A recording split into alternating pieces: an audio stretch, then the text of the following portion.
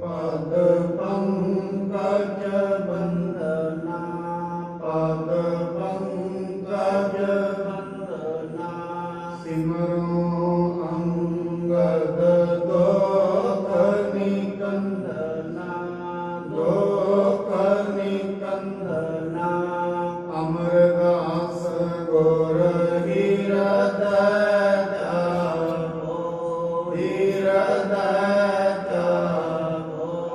श्री गुरु रामदास गुण गावो श्री गुरु रामदास गुण गावो गुरु अर्जन विघ्नन के नाशक विघ्नन के नाशक गुरु हर गोबिंद शुभ मत प्रकाशक शुभ मत प्रकाशक गुरु हर राय नमो कर जोरी नमो कर जोरी गुरु हर कृष्ण मनाए बहोरी मनाए बहोरी तेग बहादुर परम कृपाला जी परम कृपाला गुरु गोबिंद सिंह बिसाला गुरु गोबिंद सिंह बिसाला करो पुर पुन पुन सीसा जी पुन पुन सीसा बंदो बार बार जगदीशा बंदो बार बार जगदीशा। श्री गुरु ग्रंथ साहिब महाराज जी की पावन पवित्र हजूरी अंदर सुभाएमान सत्संगी जनों मनुखी जिंदगी दे विच ये जो दुर्लभ जन्म मिलिया हुआ है इसनूं सफल करने दे लई जिंदगी नूं मन नूं सीधे मार्ग ते लाउण दे लई जो सब तो उत्तम जरूरत मनुख दी है वो सत संगत है। जे बाहरी तौर पर जिंदगी जीनी है धन पदार्थों की लोड़ है बाहरी तौर पर पदार्थों की जरूरत है शरीरिक लोड़ा ने उन्हां वास्ते मनुख नूं दुनिया दे विच घुमना पैंदा है ते धन नूं इकट्ठा करने दे लई कमाउण दे लई तन ते मन दोवां दी जरूरत होंदी है। जे इकल्ला तन है मन नहीं बुद्धि नहीं तां भी धन नहीं कमाया जा सकता। जे किते इकल्ला दिमाग है शरीर नहीं है कर्म शरीर ठीक नहीं कर रहा तां भी धन नहीं कमाया जा सकता। पर इस तो अगे तीजा जिहड़ा दर्जा है वो आत्मा का है जिन्हों असीं अध्यात्मिक जीवन कहते हैं जिन्हों जीव आत्मा का तत्व कहते हैं। हुण अगर मनुख ने धर्म नूं कमाउणा है उहदे वास्ते इस कोल हिरदा होना जरूरी है भाव ते प्रेम होना जरूरी है उस तो बिना धर्म नहीं कमाया जा सकता। महाराज एक गल होर भी गुरबाणी विच कहते मेरे मना पहला तेनू परमात्मा का होने की जरूरत है जे तू परमात्मा का हो गया फिर परमात्मा तेरा हो जाएगा। पर पहला मन को परमात्मा वाल लगन की जरूरत है। अगर मन परमात्मा के अगे समर्पण नहीं करता उसनों ही सब कुछ नहीं समझता और दुनियावी तौर पर जो कुछ भी ये कमा रहा है जो कुछ भी ये है ਉਸ ਦੇ ਗਰਭ ਅਤੇ ਹੰਕਾਰ ਦੇ ਵਿੱਚ ਅਗਰ ਇਹ ਹੈ, ਫਿਰ ਪਰਮਾਤਮਾ ਤੇ ਇਹ ਕੋਹਾਂ ਦੂਰ ਚਲਿਆ ਜਾਂਦਾ ਹੈ। ਪਰ ਮੈਂ ਆਪ ਜੀ ਦੇ ਨਾਲ ਇੱਕ ਹੋਰ ਬੇਨਤੀ ਕਰਾਂ, ਮਨੁੱਖ ਦੀ ਦੂਰੀ ਪਦਾਰਥਾਂ ਤੋਂ ਹੁੰਦੀ ਹੈ, ਸਰੀਰਕ ਦੂਰੀ ਹੈ। ਇੱਥੋਂ ਅਸੀਂ ਅਮਰੀਕਾ ਜਾਣਾ ਹੈ, ਅਮਰੀਕਾ ਦੀ ਤੇ ਸਾਡੀ ਦੂਰੀ ਸਰੀਰਕ ਹੈ। ਇੱਥੋਂ ਅਸੀਂ ਘਰ ਜਾਣਾ ਹੈ, ਘਰ ਦੀ ਤੇ ਸਾਡੀ ਦੂਰੀ ਸਰੀਰਕ ਹੈ।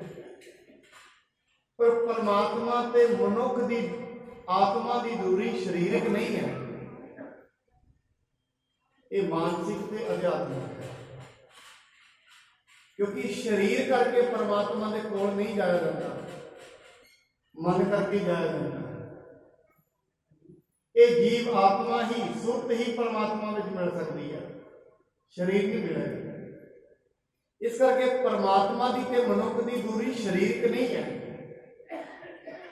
ਸਰੀਰ ਕਰਕੇ ਮਨੁੱਖ ਪਰਮਾਤਮਾ ਦੇ ਦੁਆਰੇ ਤੇ ਹੋ ਸਕਦਾ ਹੈ, ਮਨ ਕਰਕੇ ਇੱਥੇ ਨਾ। ਇਸ ਕਰਕੇ ਜਿਹੜੀ ਪਰਮਾਤਮਾ ਦੇ ਦਰ ਤੇ ਦੋ ਚੀਜ਼ਾਂ ਨੇ, ਇੱਕ ਹਾਜ਼ਰੀ ਹੈ, ਇੱਕ ਹਜ਼ੂਰੀ ਹੈ। ਹਾਜ਼ਰੀ ਵਿੱਚ ਸਰੀਰ ਆਉਂਦਾ ਹੈ, ਹਜ਼ੂਰੀ ਵਿੱਚ ਸਿਰਫ ਮਨ ਜਾਂਦਾ ਹੈ। ਸਰੀਰਿਕ ਤੌਰ ਤੇ ਸਰੀਰ ਧਾਰਮਿਕ ਸਥਾਨ ਤੇ ਰਹਿ ਸਕਦਾ ਹੈ। ਸਰੀਰਿਕ ਤੌਰ ਤੇ ਮਨੁੱਖ ਗੁਰੂ ਦੇ ਨਾਲ ਵੀ ਰਹਿ ਸਕਦਾ ਹੈ। ਇਹ ਜ਼ਰੂਰੀ ਨਹੀਂ ਹੈ ਜਿਹੜਾ ਸਰੀਰ ਕਰਕੇ ਗੁਰੂ ਦੇ ਨਾਲ ਹੈ ਉਹ ਮਨ ਕਰਕੇ ਵੀ ਰੱਬ ਦੇ ਨਾਲ ਹੋਵੇਗਾ, ਇਹ ਜ਼ਰੂਰੀ ਨਹੀਂ। ਸਰੀਰ ਦੀ ਦੂਰੀ ਨਹੀਂ ਹੈ ਗੁਰੂ ਦੇ ਨਾਲ, ਪਰਮੇਸ਼ਰ ਦੇ ਨਾਲ ਸਰੀਰ ਦੀ ਦੂਰੀ ਦੂਰ ਨਹੀਂ ਕਰਨੀ। ਪਰਮੇਸ਼ਰ ਦੀ ਤੇ ਮਨੁੱਖ ਦੀ ਦੂਰੀ ਜੀਵ ਆਤਮਾ ਦੀ ਹੈ। ਸਰੀਰ ਤੇ ਸਿਰਫ ਸਾਧਨ ਹੈ। ਇਹ ਜਿਹੜੀ ਜੀਵ ਹੈ ਔਰ ਇਹ ਜਿਹੜਾ ਮਨ ਹੈ, ਇਹ ਸਾਧਨ ਹੈ। ਇਹ ਕੀ ਕਰੇਗਾ? ਇਹ ਪਹੁੰਚਾ ਦੇਗਾ ਪਰਮਾਤਮਾ ਦੇ। ਇਹ ਵਿਚਦਿਆਂ ਬੰਧਨਾਂ ਨੂੰ ਤੋੜ ਸਕਦਾ ਹੈ ਮਨ।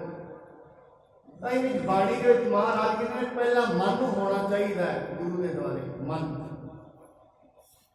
ਜੇ ਮਨੁੱਖ ਸੁਰਤ ਕਰਕੇ ਪਰਮਾਤਮਾ ਦੇ ਦੁਆਰੇ ਤੇ ਆ ਗਏ ਹੈ, ਸੁਰਤ ਕਰਕੇ, ਫਿਰ ਕਹਿੰਦੇ ਜੇ ਤੇਰੀ ਸੁਰਤ ਹੀ ਪਰਮਾਤਮਾ, ਤੇਰਾ ਮਨ ਹੀ ਪਰਮਾਤਮਾ ਦਾ ਬਣ ਗਿਆ, ਫਿਰ ਯਾਦ ਰੱਖੀ ਤੇਰਾ ਮਨ ਹੀ ਗੁਰਦੁਆਰਾ ਬਣ ਜਾਏਗਾ, ਫਿਰ ਤੇਰਾ ਮਨ ਹੀ ਮੰਦਰ ਬਣ ਜਾਏਗਾ। ਫਿਰ ਤੈਨੂੰ ਹੋਰ ਕਿਤੇ ਇਸ਼ਨਾਨ ਕਰਨ ਦੀ ਲੋੜ ਨਹੀਂ, ਤੇਰਾ ਮਨ ਹੀ ਸਾਧੂ ਬਣ ਜਾਏਗਾ, ਤੇਰਾ ਮਨ ਹੀ ਗੁਰੂ ਬਣ ਜਾਏਗਾ। ਫਿਰ ਤੀਜੀ ਗੱਲ ਇਹ ਵੀ ਕਹਿੰਦੇ ਨੇ ਫਿਰ ਬਾਹਰ ਇਸ਼ਨਾਨ ਕਰਨ ਦੀ ਲੋੜ ਨਹੀਂ, ਮਨ ਦੇ ਵਿੱਚ ਹੀ ਇਸ਼ਨਾਨ ਹੋ ਜਾਏਗਾ। ਮਨ ਮੰਦਰ ਤਨ ਵੇਸ਼ ਕਲੰਦਰ, ਘਟ ਹੀ ਤੀਰਥ ਨਾਵਾ, ਏਕ ਸ਼ਬਦ ਮੇਰੇ ਪ੍ਰਾਨ ਬਸਤ ਹੈ, ਬਹੁੜ ਜਨਮ ਨਾਵਾ। ਸਿਰਫ ਇੱਕ ਪਰਮਾਤਮਾ ਦੀ ਸਿਫਤ ਸਲਾਹ ਦਾ ਸ਼ਬਦ ਅਗਰ ਵਸ ਗਿਆ, ਫਿਰ ਤੇਰਾ ਮਨ ਹੀ ਮੰਨਦਾ ਹੈ।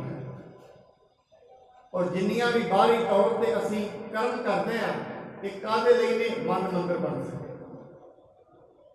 ਅਗਰ ਮਨ ਹੀ ਮੈਲਾ ਹੈ, ਮਨ ਤਿੰਨ ਤਰੀਕਿਆਂ ਨਾਲ ਵੰਡਿਆ ਜਾਂਦਾ ਹੈ। ਪਹਿਲਾ ਤੇ ਹੁੰਦਾ ਹੈ ਮਨ, ਜਿਹੜਾ ਵਿਚਾਰ ਚੁੱਕਦਾ ਹੈ। ਉਸ ਤੋਂ ਅੱਗੇ ਹੁੰਦੀ ਹੈ ਬੁੱਧੀ, ਉਸ ਤੋਂ ਅੱਗੇ ਹੁੰਦਾ ਹੈ ਚੇਤਾ, ਉਸ ਤੋਂ ਉੱਤੇ ਹੁੰਦਾ ਹੈ ਅਹੰ।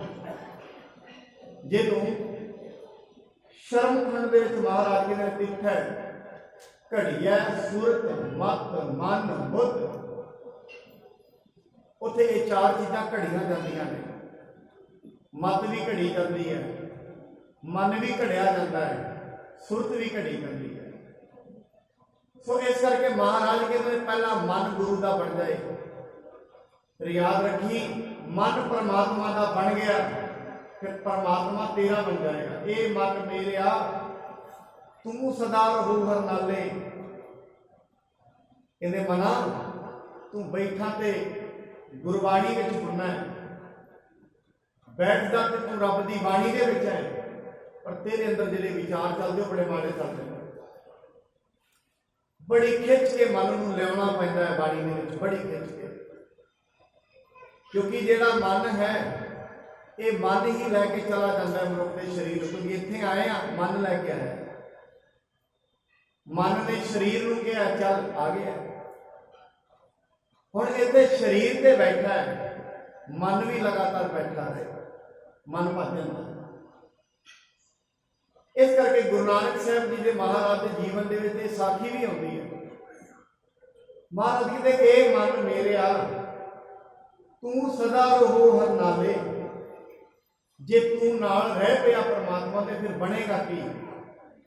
ए मन मेरिया तू सदा रहो हर नाले, हर नाल रहो तू मन मेरे, दुख सब विसारना, सारे दुख दूर हो जाएंगे।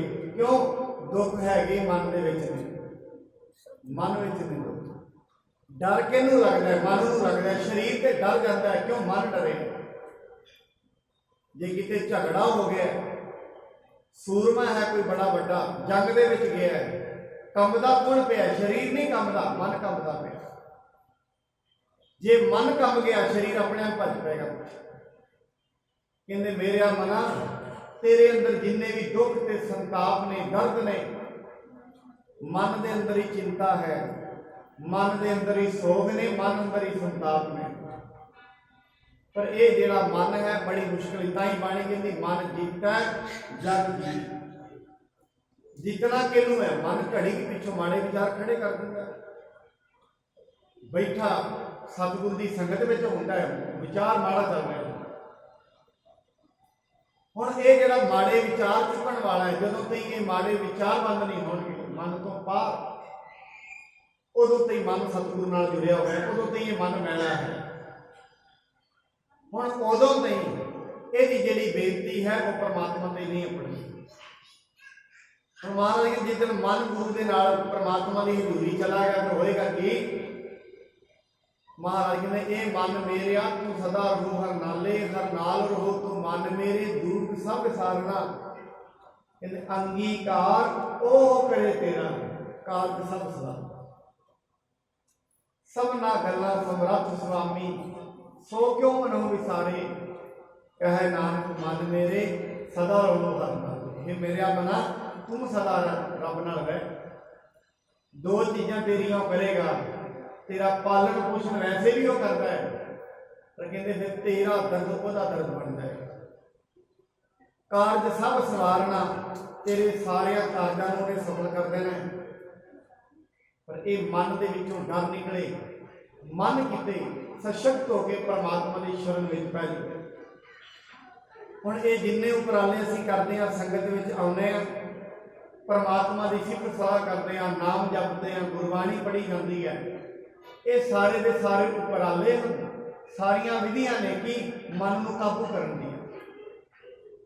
काबू करया जाता है, भज जाता है, कभी किसी द्वारे थानी भज जाता है, कभी क्योंकि 9 द्वारे प्रगट किए, 10वां गुप्त रखाया, ये 9 द्वारिया में भटकिया होया, कभी कितों भज जाता है, कभी अखा थानी बाहर भज जाता है, कभी जीभ थानी बाहर भज जाता है, कभी चमड़ी थानी बाहर भज जाता है, क्योंकि ये जुड़िया हुआ है।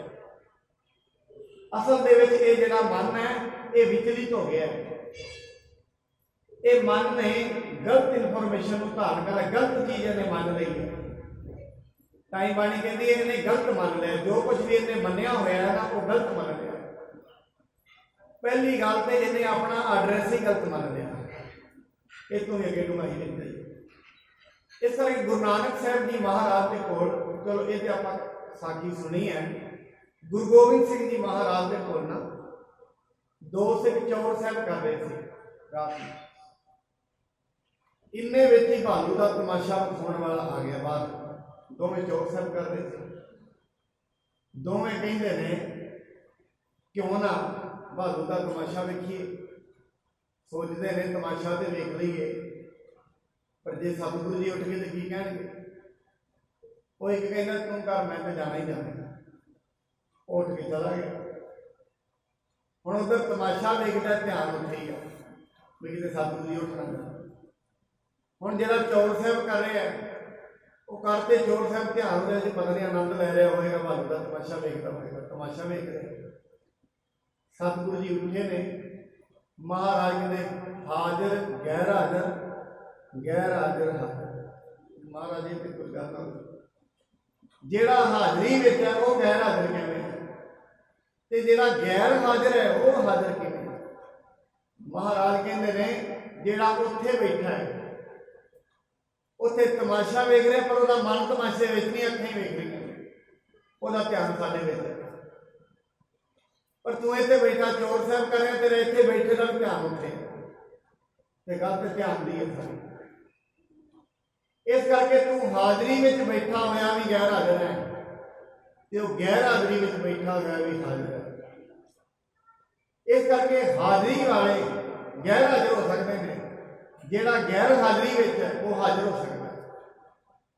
इस करके साथ संगत जिन्ने भी ये उपराले ने ये मन को एकाग्र करते हैं और जेकर ये मन एकाग्र हो गया ये मन ही जेड़ा है सारा काम करेगा, मन ही परमात्मा नाल मिला देगा, मन ही उपदेश करेगा।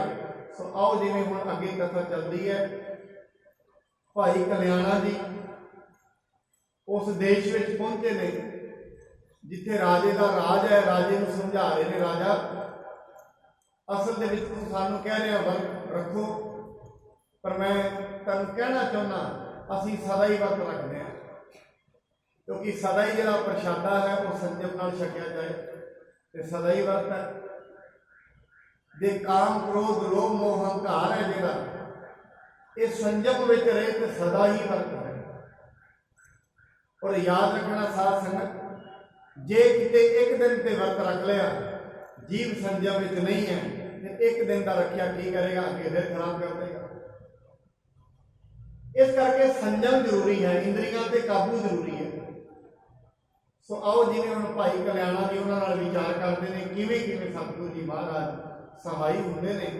इस कथा को श्रवण करिए। आरंभ करन तो पहला सतगुरु जी वालों बख्शे पावन गुरमंत्र नाल सांझ पाइए। सतनाम श्री वाहेगुरु साहिब जी, सतनाम श्री वाहेगुरु साहिब जी। सर्ब चराचर में रह व्यापे, तीनों काल दिखे थिर थापे। भाई कल्याणा जी कहते हैं वो परमात्मा है जिहड़ा सारी थाई व्यापक है, तू सबनी थाई जिथे हो जाए, तू सारिया थावां ते है। जिन बाणी ने चक्कर चिन्ह और वर्ण जात और पात महन दे, रूप रंग और रेख भेद को कह न सकते। अचल मूर्तन भो प्रकाश अमित तोज कही जाए, कोट इंद्र इंद्राण शाहु शाहन कही जाए। त्रिभुवन महीप सुर नर असुर नेत नेत मंत्रिन कहे, तब सर्व नाम कथय कवन कर्म नाम वर्णन सुमन।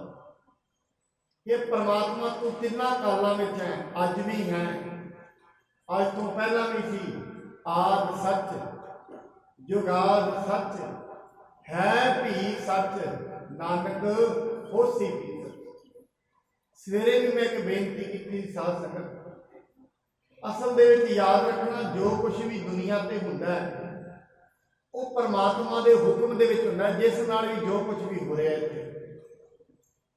पर मनुख की अज्ञानता की है, उसकी अज्ञानता यह है जो कुछ भी ये घटित हो रहा है, जे ते चंगा हो रहा है वो सोच रहा है मेरे करके हो रहा है, ये अज्ञानता है। जे माड़ा हो रहा है फिर यह कहता है ये किसी होर करके हो रहा है, ये इसकी अज्ञानता है। पर बाणी कहती नहीं, चंगा भी ते माड़ा भी दोनों तेरे नाल हो रहे ने, ये उहदे हुक्म विच हो रहे हैं। क्यों हो रहे हैं, किवें होने शुरू होए ने, ये बारे किसी को नहीं पता। ये बारे वही जानता है। करके जिन्ने भी गुरु पीर आए ने उन्हें ये तो नहीं कहा तू फलाने केड़े केड़े कर्म माड़े किते ने, ये नहीं कहा। उन्हें एक ही गल कही है, उसका नाम जपो तो चंगे काम करो, ये जरूर किया। क्यों? क्योंकि ये जेड़े चंगे कर्म ते परमात्मा की वडियाई, जिस दिन उसकी वडियाई करेगा उसनूं तेरे ते तरस आ जाएगा। बस गल ये है, तू उसकी संगत में आएगा, उसका नाम जपेगा, उसका कारण एक ही बनेगा, उन्होंने तेरे ते तरस आ जाएगा। जिस दिन उन्होंने तेरे ते तरस आ गया, मनुख ते जिस दिन उन्होंने तरस आ गया, वो फिर उसके बंधन कट, उसका तरस बंधन कटेगा। ਇਸ ਕਰਕੇ ਜ਼ਿੰਦਗੀ ਵਿੱਚ ਜੋ ਕੁਝ ਵੀ ਮਿਲਿਆ ਇਹ ਤਾਂ ਮਿਲਿਆ, ਇਹ ਪਰਮਾਤਮਾ ਨੂੰ ਲੱਗ ਰਿਹਾ ਸੀ ਇਹਨੂੰ ਮਿਲਣਾ ਚਾਹੀਦਾ। ਜੋ ਕੁਝ ਨਹੀਂ ਮਿਲਿਆ ਉਹ ਤਾਂ ਨਹੀਂ ਮਿਲਿਆ ਕਿਉਂਕਿ ਇਹਦੇ ਵਿੱਚ ਪਰਮਾਤਮਾ ਦੀ ਇੱਛਾ ਨਹੀਂ ਹੈ ਤੈਨੂੰ ਦੇਣ ਦੀ, ਉਹਦਾ ਹੁਕਮ ਤੈਨੂੰ ਇਹ ਚੀਜ਼ ਨਹੀਂ ਕਰਨੀ ਚਾਹੁੰਦਾ। ਇਸ ਕਰਕੇ ਜੋ ਕੁਝ ਵੀ ਹੋ ਰਿਹਾ, ਜੋ ਸਾਡੀ ਇੱਛਾ ਸੀ, ਜੇ ਉਹ ਹੋ ਗਿਆ ਇਹਦਾ ਮਤਲਬ ਜਾਣਨਾ ਉਹ ਪਰਮਾਤਮਾ ਦੀ ਇੱਛਾ ਸੀ। ਤਾਂ ਬਾਣੀ ਕਹਿੰਦੀ ਮਾਰ ਹੈ ਰੱਖ ਹੈ ਇੱਕੋ ਆ। ਔਰ ਸਵੇਰੇ ਤੇ ਮਹਾਰਾਜ ਸਾਹਿਬ ਨੇ ਸੁਖਮਨੀ ਸਾਹਿਬ ਇਹ ਵੀ ਕਿਹਾ ਸੀ, ਕਹਿੰਦੇ ਪਰਮਾਤਮਾ ਦੀ ਏਡੀ ਵੱਡੀ ਕਲਾ ਹੈ, ਕਹਿੰਦੇ ਨਿੱਕੀ ਕੀਰੀ ਮੈਂ ਤਾਂ ਰੱਖ ਹੈ ਭਸਮ ਕਰੈ ਦਸਕਰ ਕੋਟ ਲੱਖ ਹੈ। ਇੱਕ ਛੋਟੀ ਜੀ ਕੀੜੀ ਵਿੱਚ ਪਰਮਾਤਮਾ ਇੰਨੀ ਸ਼ਕਤੀ ਪਾ ਸਕਦਾ ਹੈ, ਵੱਡੇ ਵੱਡੇ ਦਸ਼ਕਰਾਂ ਨੂੰ ਤਬਾਹ ਕਰ ਸਕਦੀ ਹੈ ਇੱਕ ਛੋਟੀ ਜੀ ਕੀੜੀ। ਇੱਕ ਛੋਟੀ ਜੀ ਮਨੁੱਖ, ਜਿਹੜੇ ਲੋਕ ਇਹ ਸਮਝਦੇ ਨੇ ਅਸੀਂ ਆਪਣੀ ਜ਼ਿੰਦਗੀ ਵਿੱਚ ਪ੍ਰਬਲ ਹੋ ਗਏ ਹਾਂ, ਸਾਨੂੰ ਤੇ ਜ਼ਿੰਦਗੀ ਵਿੱਚ ਹਰਾਉਣ ਵਾਲਾ ਹੀ ਕੋਈ ਨਹੀਂ, ਮਹਾਰਾਜ ਕਹਿੰਦੇ ਇਹ ਮਨ ਕਦੀ ਨਾ ਕਰੀ। ਪਰਮਾਤਮਾ ਦੀ ਪ੍ਰਕਿਰਤੀ ਇਤਨੀ ਵੱਡੀ ਹੈ, ਕਈ ਵਾਰੀ ਇੱਕ ਛੋਟਾ ਜਿਹਾ ਮਨੁੱਖ ਵੱਡੇ ਵੱਡੇ ਰਾਜਿਆਂ ਨੂੰ ਰਾਜ ਸਿੰਘਾਸਨ ਤੋਂ ਲਾ ਸਕਦਾ ਹੈ, ਇੰਨੀ ਸ਼ਕਤੀ ਉਹਨੇ ਹਰੇਕ ਮਨੁੱਖ ਵਿੱਚ ਹੀ ਭਰੀ ਹੋਈ ਹੈ। ਹੁਣ ਬਾਣੀ ਤੇ ਇਹ ਕਹਿੰਦੀ ਹੈ ਕੀੜੀ ਤੇ ਹਾਥੀ ਦਾ ਸਰੀਰਕ ਫਾਸਲਾ ਵੇਖੀਏ ਤੇ ਬੜਾ ਲੰਮਾ ਹੈ, ਪਰ ਜੇ ਉਹਨਾਂ ਦੀ ਸ਼ਕਤੀ ਦੀ ਗੱਲ ਕਰੀਏ, ਬਾਣੀ ਕਹਿੰਦੀ ਹੈ ਜਪਜੀ ਸਾਹਿਬ ਦੇ ਵਿੱਚ ਮਹਾਰਾਜ ਕਹਿੰਦੇ ਨੇ ਇੱਕ ਕੀੜੀ ਵੱਡੇ ਵੱਡੇ ਹਾਥੀਆਂ ਨੂੰ ਥੱਲੇ ਸੁੱਟ ਸਕਦੀ ਹੈ, ਇੱਕ ਛੋਟੀ ਜਿਹੀ ਕੀੜੀ। ਇਸ ਕਰਕੇ ਸਤਿਗੁਰੂ ਜੀ ਮਹਾਰਾਜ ਕਹਿੰਦੇ ਨੇ ਹੇ ਮਨੁੱਖ ਉਹ ਪਰਮਾਤਮਾ ਸਰਵ ਵਿਆਪਕ ਹੈ, ਉਸ ਤੋਂ ਡਰਨਾ ਕਰ, ਉਸ ਦੀ ਰਜ਼ਾ ਦੇ ਵਿੱਚ ਜਿਉਣਾ ਸ਼ੁਰੂ ਕਰ, ਕਿਉਂਕਿ ਤੇਰੇ ਕੋਲ ਇੱਕ ਹੀ ਉਪਾਅ ਹੈ ਜ਼ਿੰਦਗੀ ਵਿੱਚ ਸੁਖੀ ਹੋਣ ਦਾ, ਕੀ ਉਹਦੀ ਰਜ਼ਾ। ਉਸ ਦੀ ਰਜ਼ਾ ਤੋਂ ਬਿਨਾ ਕਿਤੇ ਵੀ ਸੁੱਖ ਨਹੀਂ ਹੈ। ਤੀਨ ਲੋਕ ਪਤ ਮੈਦ ਮਹਾਨਾ ਅਪਰ ਨ ਪਿਅੰਤ ਜਾਸ ਸਮਾਨਾ। ਪਰਮਾਤਮਾ ਤਿੰਨਾਂ ਲੋਕਾਂ ਵਿੱਚ ਵੱਡਿਆਂ ਤੋਂ ਵੱਡਾ ਹੈ ਤੇ ਕਹਿੰਦੇ ਉਸ ਦੇ ਬਰਾਬਰ ਦਾ ਕੋਈ ਨਹੀਂ ਹੈ। ਉਹਦੇ ਵਰਗਾ ਨਾ ਦੁਨੀਆ ਤੇ ਕੋਈ ਹੈ ਤੇ ਨਾ ਹੋ ਸਕਦਾ, ਜਿਤਨੀ ਤਾਕਤ ਉਹਦੇ ਕੋਲ ਹੈ। ਆਪਾਂ ਕਈ ਵਾਰੀ ਵੇਖਦੇ ਹਾਂ ਫਲਾਣਾ ਮਨੁੱਖ ਬੜੀ ਤਾਕਤ ਵਾਲਾ, ਕਿਉਂ? ਉਹਦੇ ਕੋਲ ਬੜੀ ਮਾਇਆ ਹੈ, ਉਹਦੇ ਕੋਲ ਭਰਾ ਬੜੇ ਨੇ, ਉਹਦੇ ਕੋਲ ਦੁਨਿਆਵੀ ਤੌਰ ਤੇ ਸ਼ਕਤੀ ਬੜੀ ਹੈ, ਪਰ ਨਹੀਂ, ਪਰਮਾਤਮਾ ਤੋਂ ਵੱਡਾ ਨਹੀਂ ਹੈ ਉਹ। ਕਿਉਂਕਿ ਅਸੀਂ ਤੇ ਇਸ ਲੋਕ ਨੂੰ ਹੀ ਵੇਖ ਰਹੇ ਹਾਂ। ਇਹ ਧਰਮਖੰਡੀ ਮਨੁੱਖ ਦੀ ਪਹਿਚਾਣ ਹੁੰਦੀ ਹੈ ਜਿਹੜਾ ਸਿਰਫ ਇਸ ਧਰਤੀ ਨੂੰ ਵੇਖੇ। ਪਰ ਬਾਣੀ ਕਹਿੰਦੀ ਕਿਤੇ ਗਿਆਨ ਖੰਡ ਜਾ ਕੇ ਵੇਖ, ਤੂੰ ਵੇਖੇਗਾ ਕਿਤੇ ਇੰਦਰ, ਪਤਾ ਨਹੀਂ ਕਿੰਨੇ ਇੰਦਰ ਨੇ, ਕਿੰਨੇ ਬ੍ਰਹਮਾ ਹਨ, ਪਤਾ ਨਹੀਂ ਕਿੰਨੀਆਂ ਪ੍ਰਿਥਵੀਆਂ ਨੇ, ਪਤਾ ਨਹੀਂ ਕਿੰਨੀਆਂ, ਅੰਤ ਹੀ ਕੋਈ ਨਹੀਂ ਹੈ। ਅੱਜ ਤਾਈਂ ਪਰਮਾਤਮਾ ਦੀ ਪ੍ਰਕਿਰਤੀ ਦਾ ਅੰਤ ਕਿਸੇ ਨੂੰ ਨਹੀਂ ਲੱਗਿਆ, ਕਿੰਨੀ ਵੱਡੀ ਹੈ। ਕਿੱਥੋਂ ਤਾਈਂ ਇਹ ਪਸਾਰਾ ਫੈਲਿਆ ਹੋਇਆ ਹੈ ਕੋਈ ਪਤਾ ਨਹੀਂ ਹੈ। ਔਰ ਅੱਜ ਦੀ ਵਿਗਿਆਨ ਤੇ ਇਹ ਕਹਿ ਰਹੀ ਹੈ ਇਹ ਜਿਹੜਾ ਪਸਾਰਾ ਹੈ ਨਾ ਸੂਰਜ ਚੰਦਰਮਾਵਾਂ ਦਾ, ਇਹ ਰੋਜ਼ ਰੋਜ਼ ਐਕਸਪੈਂਡ ਹੋ ਰਿਹਾ, ਵੱਧ ਰਿਹਾ ਰੋਜ਼। ਇਸ ਕਰਕੇ ਇੱਕ ਗੈਲੈਕਸੀ ਦੇ ਵਿੱਚ ਹੀ ਕਰੋੜਾਂ ਸੂਰਜ ਨੇ, ਕਰੋੜਾਂ ਹੀ ਧਰਤੀਆਂ ਨੇ। ਤੇ ਬਾਣੀ ਕਹਿੰਦੀ ਤਿੱਥੇ ਲੋ ਲੋ ਆਕਾਰ, ਜਿਵ ਜਿਵ ਹੁਕਮ ਤਿਵੈ ਤਿਵਕਾਰ, ਵੇਖੈ ਵਿਖਸੈ ਕਰ ਵਿਚਾਰ, ਨਾਨਕ ਕਥਨਾ ਕਰਦਾ ਸਾਰ। ਉਸ ਪਰਮਾਤਮਾ ਦੇ ਸਰੂਪ ਨੂੰ ਬਿਆਨ ਕਰਨਾ ਇਹ ਸਭ ਤੋਂ ਔਖਾ ਹੈ। ਪਰ ਬਾਣੀ ਇਹ ਕਹਿੰਦੀ ਹੈ, ਕਹਿੰਦੇ ਮਨੁੱਖ ਦੇ ਕੋਲ ਮਨ ਬਿਨਾ, ਮਨ 10 ਨਾਜ 4 ਟਕਾ ਗਾਂਠ, ਐਂਡੋ ਟੇਢੋ ਜਾ। 10 ਕਮਾਣੇ ਦੇ ਕੋਲ ਅਨਾਜ ਹੋ ਜਾਏ, 4 ਰੁਪਏ ਜੇਬ 'ਚ ਹੋ ਜਾਣ ਤੇ ਨਾਲ ਹੀ ਮਨੁੱਖ ਟੇਢਾ ਹੋ ਜਾਂਦਾ। ਤੇ ਇੰਨਾ ਆਪਣੇ ਆਪ ਨੂੰ ਸਮਝਣਾ ਇਸ ਦੁਨੀਆ ਤੇ ਮਨ 10 ਨਾਜ, 10 ਕਮਾਣਾ ਨਾਜ ਦੇ ਘਰ ਜੇ ਰੋਟੀ ਚੰਗੀ ਖਾਣ ਲੱਗ ਜਾਏ ਤੇ 4 ਰੁਪਏ ਇਹਦੀ ਜੇਬ ਵਿੱਚ ਹੋ ਜਾਣ, ਫਿਰ ਇਹਦੀ ਟੋਰ ਦੁਨੀਆ ਨਾਲ ਵੱਖਰੀ। ਕਹਿੰਦਾ ਮੇਰੇ ਤੇ ਵਰਗਾ ਹੁਣ ਦੁਨੀਆ 'ਚ ਕੋਈ ਨਹੀਂ। ਸਾਹਿਬ ਕਹਿੰਦੇ ਨੇ ਨਾ, ਇਹ ਨਾ ਮਾਣ ਕੇ ਦੇਖੋ, ਇਹ ਤੇਰੇ ਕੋਲ ਜਿਹੜੇ ਦਾਣੇ ਨੇ, ਦਾਣੇ ਕੋਈ ਵੀ ਜਾ ਸਕਦੇ ਨੇ। ਕਹੋ ਨਾਨਕ ਕਿ ਸਥਿਰ ਨਹੀਂ, ਇੱਥੇ ਕੁਝ ਵੀ ਸਥਿਰ ਨਹੀਂ ਹੈ। ਪਰ ਮਨੁੱਖ ਥੋੜੀ ਜਿਹੀ ਚੀਜ਼ ਪ੍ਰਾਪਤ ਕਰਦਾ, ਨਾਲੋਂ ਨਾਲ ਆਪਣੇ ਆਪ ਨੂੰ ਮਨਖਾਰੀ ਬਣਾ ਲੈਂਦਾ, ਥੋੜੀ ਜਿਹੀ। ਇਸ ਕਰਕੇ ਉਹ ਸਰਬ ਵਿਆਪਕ ਪਰਮਾਤਮਾ ਹਰ ਥਾਂ ਤੇ ਰਮਿਆ ਹੋਇਆ ਔਰ ਜਿਸ ਦਾ ਅੰਤ ਹੀ ਕੋਈ ਨਹੀਂ ਹੈ। ਭਾਈ ਕਲਿਆਣਾ ਜੀ ਕਹਿੰਦੇ ਰਾਜਾ ਐਸੇ ਪਰਮਾਤਮਾ ਨੂੰ ਮੰਨ ਜਿਹੜਾ ਹਰ ਥਾਂ ਤੇ ਹੀ ਵਿਆਪਕ ਹੈ।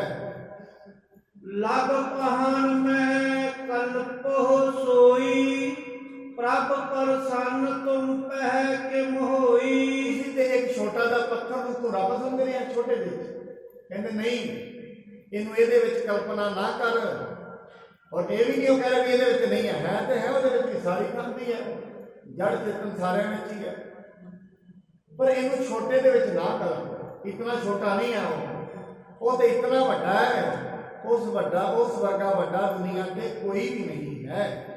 ਜਾਗਤ ਪੁਰਖ ਸੋ ਗੁਰੂ ਹਮਾਰੋ ਸਦਾ ਸਹਾਇਕ ਤਾਹੇ ਵਿਚਾਰੋ। ਇਸ ਕਰਕੇ ਜਿਹੜਾ ਸਾਡੀ ਜਿੰਦ ਦਾ ਸਹਾਇਕ ਪਰਮਾਤਮਾ ਹੈ ਉਹ ਤੇ ਸਦਾ ਹੀ ਜਾਗਦਾ ਹੈ, ਉਹ ਤੇ ਸਦਾ ਹੀ ਦੁਨੀਆ ਤੇ ਜਾਗਦਾ ਹੈ। ਜਦੋਂ ਵੀ ਉਸ ਨੂੰ ਯਾਦ ਕੀਤਾ ਜਾਏ ਉਹ ਉਦੋਂ ਹੀ ਸਹਾਈ ਹੁੰਦਾ ਹੈ।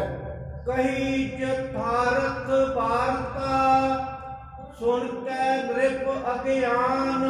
ਭਾਈ ਕਲਿਆਣ ਨੇ ਤੇ ਸੱਚੀ ਗੱਲ ਕਹੀ, ਪਰ ਸਾਧ ਸੰਗਤ ਜਿਹੜੀ ਸੱਚੀ ਗੱਲ ਹੁੰਦੀ ਹੈ ਨਾ ਉਸ ਨੂੰ ਪਹੁੰਚਾਉਣ ਦੇ ਲਈ ਬੜੇ ਵੱਡੇ ਦਿਮਾਗ ਦੀ ਜ਼ਰੂਰਤ ਹੁੰਦੀ ਹੈ, ਬੜੀ ਸੂਖਸ਼ਮ ਦ੍ਰਿਸ਼ਟੀ ਦੀ ਜ਼ਰੂਰਤ ਹੁੰਦੀ ਹੈ।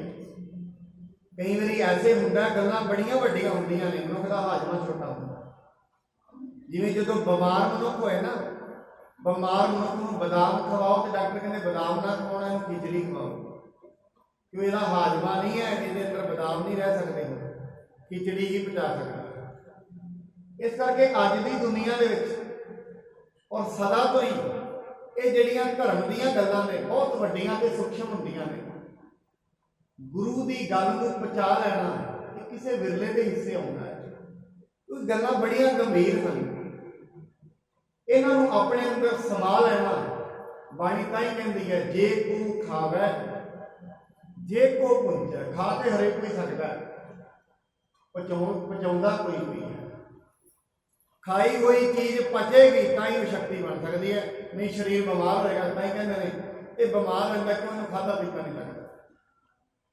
ਮਨ ਬਿਮਾਰ ਤਾਂ ਹੈ ਇਹ ਸਤ ਸੰਗਤ ਵਿੱਚ ਤੇ ਆ ਜਾਂਦਾ ਹੈ, ਪਰ ਸਤ ਸੰਗਤ ਹਜੇ ਪਚ ਨਹੀਂ ਰਹੀ ਹੈ। ਬੰਦਗੀ ਤੇ ਕਰ ਲੈਂਦਾ ਹੈ, ਬੰਦਗੀ ਹਜੇ ਅੰਦਰ ਪਚ ਨਹੀਂ ਰਹੀ ਹੈ। ਇਹ ਹੌਲੀ ਹੌਲੀ ਸਹਿਜੇ ਸਹਿਜੇ ਹੁੰਦਾ ਹੈ, ਕਿਉਂਕਿ ਮਨ ਬਿਮਾਰ ਹੈ ਨਾ। ਔਰ ਅੱਜ ਦਾ ਬਿਮਾਰ ਨਹੀਂ ਹੈ, ਲੱਖਾਂ ਹੀ ਸਾਲ ਹੋ ਗਏ ਨੇ ਤੁਰੇ ਨੂੰ। ਉਹ ਵੱਖਰੀ ਗੱਲ ਹੈ। ਮਨੁੱਖ ਦੀ ਅਗਿਆਨਤਾ ਇਹ ਹੈ, ਇਹ ਆਪਣੇ ਪਿਛਲੇ 40-45 ਸਾਲਾਂ ਨੂੰ ਹੀ ਆਪਣੀ ਜ਼ਿੰਦਗੀ ਸਮਝ ਬੈਠਾ ਹੈ। ਜੋ ਕੁਝ ਇਹ ਨਹੀਂ ਹੈ ਉਹਨੂੰ ਵੀ ਆਪਣਾ ਆਪ ਸਮਝ ਬੈਠੇ। ਇਹ ਕਹਿੰਦਾ ਮੈਂ ਫਲਾਣਾ ਸਿੰਘ ਆ, ਇਹ ਤੇ ਸਭ ਤੋਂ ਕਹਿੰਦਾ ਤੁਹਾਡਾ ਨਾਂ ਕੀ ਹੈ, ਕਹਿੰਦਾ ਮੇਰਾ ਨਾਂ ਹੈ। ਇਹ ਜੋ ਵੀ ਪਹਿਚਾਣ ਸਾਡੇ ਕੋਲ ਹੈ ਇਹ ਸਾਡੇ ਸਰੀਰ ਦੀ ਹੈ, ਅਸੀਂ ਉਹ ਨਹੀਂ ਆ। ਜੋ ਕੁਝ ਵੀ ਵੇਖ ਰਹੇ ਹਾਂ ਉਹ ਅਸੀਂ ਨਹੀਂ ਆ, ਜੋ ਅਸੀਂ ਹਾਂ ਉਹ ਕਦੇ ਵੇਖਿਆ ਹੀ ਨਹੀਂ। ਇਹਨੂੰ ਹੀ ਅਗਿਆਨਤਾ ਕਿਹਾ ਜਾਂਦਾ। ਹੁਣ ਰਾਜਾ ਅਗਿਆਨੀ ਹੈ। ਏਡੀ ਵੱਡੀ ਗੱਲ ਭਾਈ ਕਲਿਆਣਾ ਜੀ ਨੇ ਕਹਿ ਦਿੱਤੀ, ਰਾਜੇ ਨੂੰ ਜਿਹੜੀ ਇਹ ਗੱਲ ਹੈ ਉਹ ਸਮਝ ਵਿੱਚ ਹੀ ਨਹੀਂ ਆ ਰਹੀ ਹੈ। ਰਿਸ਼ਿਓ ਕਹਿਣ ਲਾਗਿਓ ਤਬੈ ਉਚਿਤ ਸਜਾਏ ਮਹਾਨ। ਹੁਣ ਰਾਜਾ ਗੁੱਸੇ ਵਿੱਚ ਆਇਆ, ਕਹਿੰਦੇ ਇਹਨੂੰ ਫੜ ਲਓ ਔਰ ਇਸ ਨੂੰ ਬੜੀ ਵੱਡੀ ਸਜ਼ਾ ਦੇਣੀ ਚਾਹੀਦੀ ਹੈ।